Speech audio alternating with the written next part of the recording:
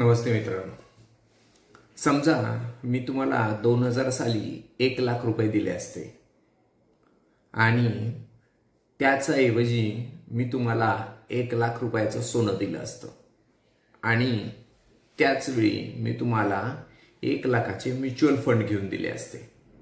तुम्ही काय चूज केलं असतं?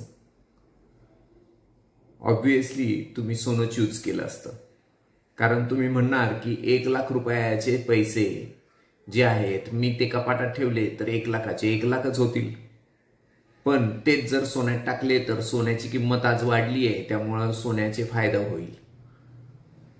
तीच गोष्ट म्युच्युअल फंड, पण त्यावेळी मला माहितीच नव्हतं म्युच्युअल फंड म्हणून मी त्याचं चूज नाही केलं. पण ज्यांनी चूज केलं होतं त्याचं काय झालं, तर ज्यांनी 1 लाख रुपये टाकले होते त्या 1 लाख रुपयाचे 1 लाख रुपयेच त्याला कपाटातनं मिळाले.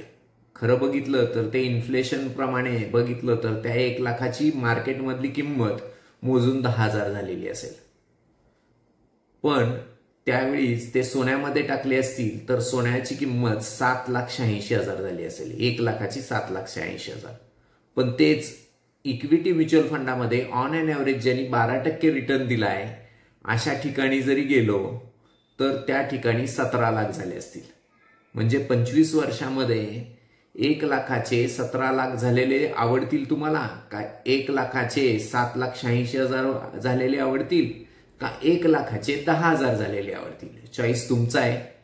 पण त्यामध्ये हे जे रोलर कोस्टर आहे, आत्ता जे मार्केट क्रॅश झालं, मार्केट चढलं, ह्या कुठल्याही प्रलोभनाला किंवा ह्या कुठल्याही फिअर फॅक्टरला बळी न पडता ज्यावेळी आपण 25 वर्ष तसंच जसं सोनं ठेवतो तसंच ठेवलं तरच हे रिझल्ट्स येणार आहेत.